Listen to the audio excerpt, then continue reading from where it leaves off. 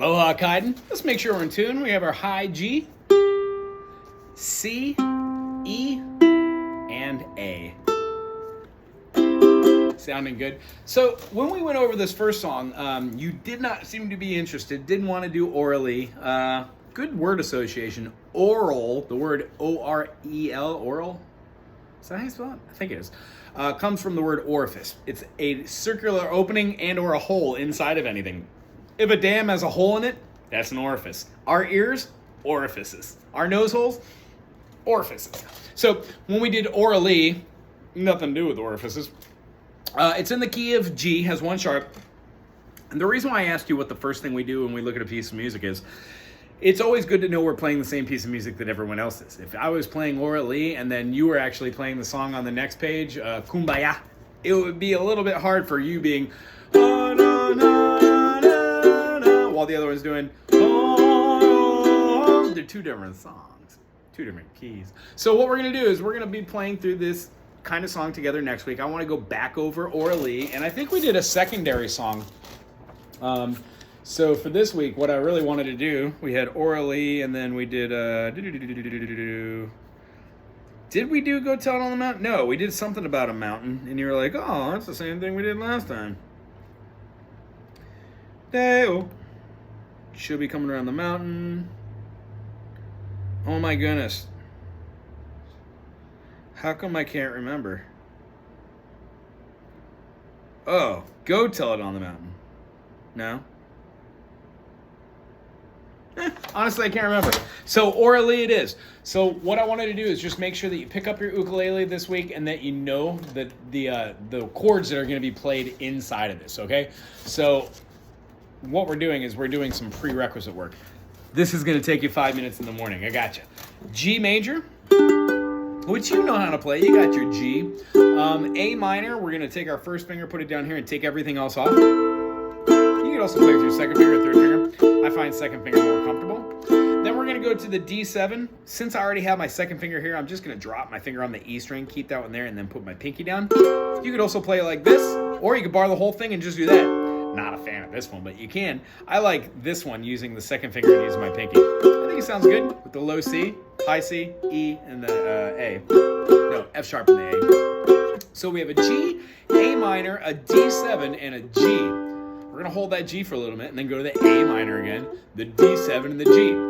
When it comes down to it, when we've got two chords inside one measure, that means that they share it. So if we're in the key of 4/4 time signature and we had 1, 2, 3, 4, 1, 2, 3, 4, 1, 2, 3, 4, 1, 2, 3, 4, 1, 2, 3, 4, 1, 2, 3, 4, 1, 2, 3, 4, 1, 2.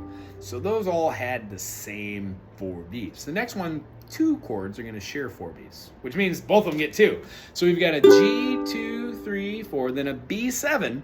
When we take our B7, we're going to just rock our first finger down, all the way down, like a B minor 7, and then add the major third to make it a B7. Ah, so nice. So G major, B7, E minor, G7, C major. Lay down your finger over all 3 of these, leaving the G open for a C minor. And then we're going to go back up to the G. E7 is a weird one, but we have done it. We're going to take our first finger and put it on the G sharp, and then make bookends. Yeah. Yeah. Leave that E note open, and then play your bookends on the C and the A. Our A7, we're going to drop this finger down to your C sharp note, and just play that with the 3 open strings. When we get an open phrasing, and then D7 again, and then G. I am extremely impressed with your sight reading skills. The fact that you're able to read the notes in time and then sing the words is a hard thing to do, unless you already knew the words. Either way, it was really good. I'm going to try and do that right now and watch how we play. 1, 2, 3.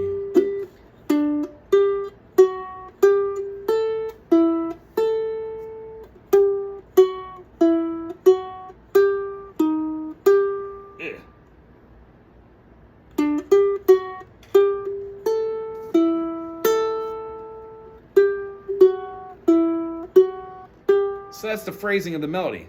With the rhythm would be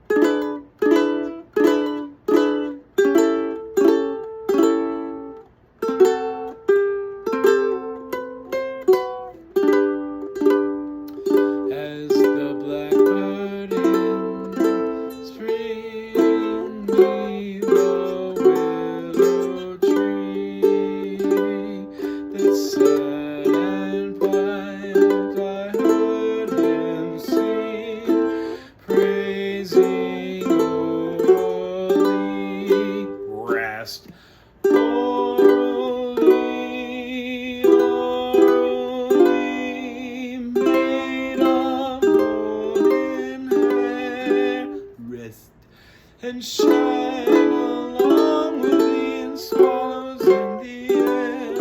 Oh, second verse. A little boring. But here's the thing about music. It's kind of boring when you're just doing that, but watch how I could jam it out. 1, 2, 1, 2, 3. As the blackbirds in the spring neath the willow tree, as I sat and clapped and sang, passing orally, orally, orally, made them golden hair.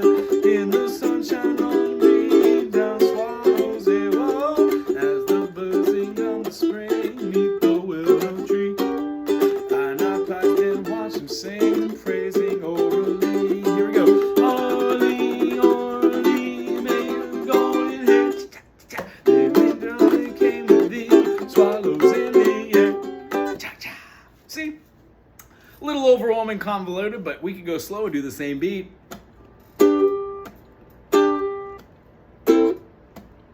So what I want to do is give you the joy of music. If this digs on this song, I hope we can do it together next week. If not, we'll move on to the next song. I am super impressed with your sight reading skills. We should keep working on that because that is a great way to learn how to do notation and then sing. And you've got a wonderful voice, so I think we should sing along with these. Anywho, it was wonderful to see you. Get some shut-eye, and I'll see you next week. Aloha.